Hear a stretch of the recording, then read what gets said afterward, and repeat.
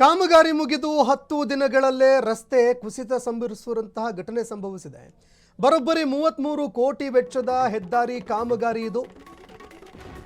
ಕಾಮಗಾರಿಯಲ್ಲಿ ಭ್ರಷ್ಟಾಚಾರದ ವಾಸನೆ ಮೂಗಿಗೆ ಬಡಿತಾ ಇದೆ. ಈಗ ಉದ್ಘಾಟನೆಯಾದ 10 ದಿನ 10 ದಿನಕ್ಕೆ ರಸ್ತೆ ಪಾತಾಳಕ್ಕೆ ಕುಸಿತ ಆಗಿದೆ.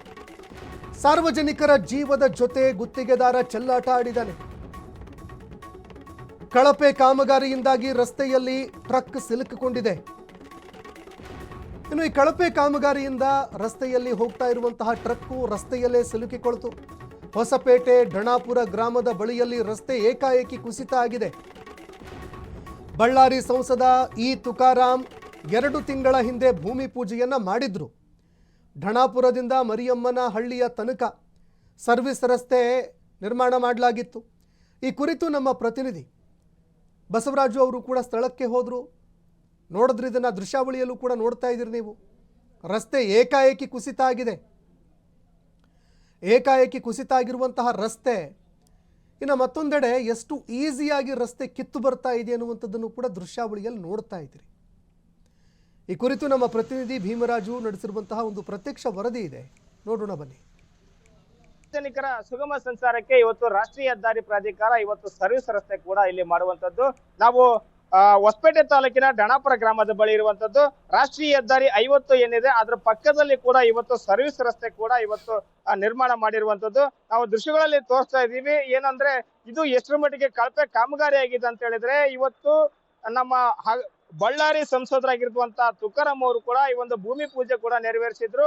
ಈ ಒಂದು ರಸ್ತೆ ನಾವು ದೃಶ್ಯಗಳಲ್ಲಿ ತೋರಿಸ್ತಾ ಹೋಗ್ತೀವಿ. ಏನಾಗಿದೆ ಅಂತ ಹೇಳಿದ್ರೆ, ಇಲ್ಲಿ ಈ ಒಂದು ಮೇಲೆ ಒಂದು ಲೇಯರ್ ಮಾತ್ರ ಹಾಕೊಂಡು ಹೋಗಿರುವಂತದ್ದು. ಆದ್ರೆ ಕಳಪೆ ಕಾಮಗಾರಿ ಎಷ್ಟು ಮಟ್ಟಿಗೆ ಆಗಿದೆ ಅಂತಂದ್ರೆ, ಸರಿಯಾಗಿ ಅದನ್ನ ರೋಲಿಂಗ್ ಮಾಡದೆ ಇವತ್ತು ಕಳಪೆ ಕಾಮಗಾರಿಯನ್ನ ಕೂಡ ಇಲ್ಲಿ ಮಾಡಿರುವಂತದ್ದು ನಾವು ಲೈವ್ ಆಗಿ ದೃಶ್ಯ ತೋರಿಸ್ತಾ ಇದೀವಿ. ಇನ್ನೂ ಒಂದು ಗಮನಿಸುವಂತದ್ದು ಏನಂತಂದ್ರೆ, ಇದು ಕೇವಲ 8 ದಿನಗಳ ಮಾತ್ರ ಆಗಿರುವಂತದ್ದು. 10 ರಿಂದ 12 ದಿನಗಳಲ್ಲಿ ಮಾತ್ರ ಈ ಒಂದು ಸರ್ವಿಸ್ ರಸ್ತೆ ನಿರ್ಮಾಣ ಮಾಡಿರುವಂತದ್ದು. ಆದ್ರೆ ಈ ಒಂದು 7 ದಿನಗಳ ಹಿಂದೆ ಮಾಡಿದ್ದು ಇವತ್ತಿಗೆ ಈಗಾಗಲೇ ಇದು ಕುಸಿದು ಹೋಗಿದೆ ಅಂತ ಹೇಳಿದ್ರೆ, ಎಷ್ಟು ಮಟ್ಟಿಗೆ ಇವತ್ತು ಈ ಒಂದು ಅವಾಂತರಕ್ಕೆ ಎಷ್ಟು ಅವೈಜ್ಞಾನಿಕವಾಗಿ ಮತ್ತು ಈ ಒಂದು ರಸ್ತೆಯನ್ನ ಸರ್ವಿಸ್ ರಸ್ತೆಯನ್ನ ನಿರ್ಮಾಣ ಮಾಡೋದಕ್ಕೆ ಇವತ್ತು ಜೀವಂತ ಉದಾಹರಣೆ ಅಂತ ಹೇಳಬಹುದು. ಯಾಕಂತ ಹೇಳಿದ್ರೆ, ಈ ಒಂದು ಕಾಮಗಾರಿಯಿಂದ ಕೂಡ ಇವತ್ತು ಸಾಕಷ್ಟು ಸಂಖ್ಯೆಯಲ್ಲಿ ಕೂಡ ಅಪಘಾತಗಳು ಕೂಡ ಸಂಭವಿಸಿದ್ದಾವೆ. ಆದ್ರೆ ಇಲ್ಲಿ ಜನಸಾಮಾನ್ಯರು ಕೂಡ ಪ್ರಾಣವನ್ನ ತೆತ್ತಿದ್ದಾರೆ. ಈ ಕುರಿತು ಕಾಮಗಾರಿಗೆ ಸಂಬಂಧಪಟ್ಟಂತೆ ಕೂಡ ಇಲ್ಲಿನ ಸ್ಥಳೀಯರು ಗ್ರಾಮ ಪಂಚಾಯತಿ ಸದಸ್ಯರಾಗಿರುವಂತ ಏನು ನಮ್ಮ ಜೊತೆ ಗಣೇಶ್ ಅವರು ನಮ್ಮ ಜೊತೆ ಇದ್ದಾರೆ. ಅವರನ್ನ ಮಾತಾಡ್ಸುವಂತ ಒಂದು ಪ್ರಯತ್ನ ಮಾಡ್ತೀನಿ. ಸರ್, ಈಗ ಈ ಒಂದು ರಸ್ತೆ ಕಾಮಗಾರಿ ಆಗಿದೆ, ಇಲ್ಲಿ ಎಷ್ಟು ಮಟ್ಟಿಗೆ ಕಳಪೆ ಆಗಿದೆ, ಏನಾಗಿದೆ ಅಂತ ಈ ಪರಿಸ್ಥಿತಿ? ಸರ್, ಮಾನ್ಯ ನಮ್ಮ ಬಳ್ಳಾರಿ ಜಿಲ್ಲೆಯ ಮತ್ತು ವಿಜಯನಗರ ಜಿಲ್ಲೆಯ ಸಂಸದರಾಗಿರುವಂತಹ ತುಕಾರಾಮ್ ಸಾಹೇಬರು ಈ ಕಾಮಗಾರಿಯನ್ನು ಉದ್ಘಾಟನೆ ಮಾಡಿದ್ರು.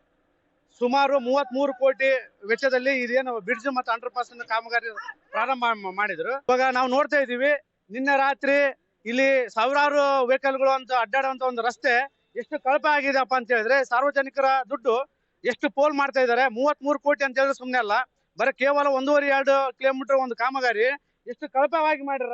ಇಲ್ಲಿ ಬೆಳಿಗ್ಗೆ ಎದ್ದ ತಕ್ಷಣನೇ ನಾವು ಶಾಲೆ ಮಕ್ಕಳಿಗೆ ಇಲ್ಲಿ ಕರ್ಕೊಂಡು ಹೋಗ್ತೀವಿ. ಮರ್ಮಳಿ ಒಂದು ಪಟ್ಟಣ ಇದೆ, ಅಲ್ಲಿ ಶಾಲೆಗೆ ನಾವು ಶಾಲೆ ಮಕ್ಕಳು ಕರ್ಕೊಂಡು ಹೋಗ್ತೀವಿ. ಕಾರ್ಖಾನೆಗಳು ಇದಾವೆ, ಸಾವಿರಾರು ಜನ ಇಲ್ಲಿ ಆಮೇಲೆ ಗುಡ್ಸ್ ವೆಹಿಕಲ್ಗಳು ಅಡ್ಡಾಡ್ತವೆ. ಈ ತರ ಕಳಪೆ ಕಾಮಗಾರಿ ಮಾಡಿದ ಅಂತ ಹೇಳಿದ್ರೆ ಇದಕ್ಕೆ ಯಾರು ಹೊಣೆಗಾರರು? ದಯವಿಟ್ಟು ನಾವು ಮಾನ್ಯ ಸಂಸದರಲ್ಲಿ ಮತ್ತು ಸರ್ಕಾರದಲ್ಲಿ ನಾವು ಮನವಿ ಮಾಡ್ಕೊಳ್ತೀವಿ. ಏನ್ ರಸ್ತೆ ಏನ್ ಮಾಡ್ತಿದ್ದಾರೆ, ಏನ್ ಗುತ್ತಿಗೆದಾರರಿದ್ದಾರೆ, ಅವ್ರ ಮೇಲೆ ದಯವಿಟ್ಟು ಕ್ರಮ ತೆಗೆದುಕೊಡ್ರಿ. ಇದು ಕ್ವಾಲಿಟಿ ರಸ್ತೆಯನ್ನು ಮಾಡಕ್ಕೆ ಅನುವು ಮಾಡಿಕೊಡ್ರಿ. ಏನೋ ಈಗ ಒಂದು 33 ಕೋಟಿ ವೆಚ್ಚದಲ್ಲಿ ಈ ಒಂದು ಕಾಮಗಾರಿ ಕೂಡ ಮಾಡಿದ್ದಾರೆ. ಆದ್ರೆ ಇವತ್ತು ಸರಿಯಾದ ರೀತಿಯಲ್ಲಿ ಕೂಡ ಇವತ್ತು ಈ ಒಂದು ಕಾಮಗಾರಿ ಕಳಪೆ ಕಾಮಗಾರಿ ಆಗಿದ್ರಿಂದಾಗಿ ಇವರ ವಿರುದ್ಧ, ಕಂಪನಿ ವಿರುದ್ಧ ಮತ್ತು ರಾಷ್ಟ್ರೀಯ ಹೆದ್ದಾರಿ ಪ್ರಾಧಿಕಾರ ಇವರ ವಿರುದ್ಧ ಸೂಕ್ತ ಕ್ರಮ ಕೈಗೊಳ್ಳಬೇಕು. ಇಲ್ಲಿ ಯಾರಾದ್ರೂ ಅನಾಹುತ ಅಂತಂದ್ರೆ, ಯಾವ್ದಾದ್ರು ಒಂದು ಪ್ರಾಣ ತೆತ್ತರ ಯಾರು ಜವಾಬ್ದಾರಿ ಅನ್ನೋ ಮಾತನ್ನು ಕೂಡ ಈ ಸಂದರ್ಭದಲ್ಲಿ ಪ್ರಶ್ನೆ ಮಾಡ್ತಾ ಇದ್ದಾರೆ. ಒಟ್ಟಾರೆಯಾಗಿ ಹೇಳುವುದಾದ್ರೆ, ಈ ಒಂದು ಕಳಪೆ ಕಾಮಗಾರಿಯಿಂದ ಸಾರ್ವಜನಿಕರ ಅಮಾಯಕ ಪ್ರಾಣಗಳು ಹೋಗ್ತಾ ಇದಾವೆ. ಇದನ್ನ ತಪ್ಪಿಸ್ಬೇಕಂತಂದೇಳಿ ಸ್ಥಳೀಯರು ಕೂಡ ಒತ್ತಾಯವನ್ನ ಮಾಡ್ತಾ ಇದ್ದಾರೆ. Bhimraj, freedom TV, Vijayanagara.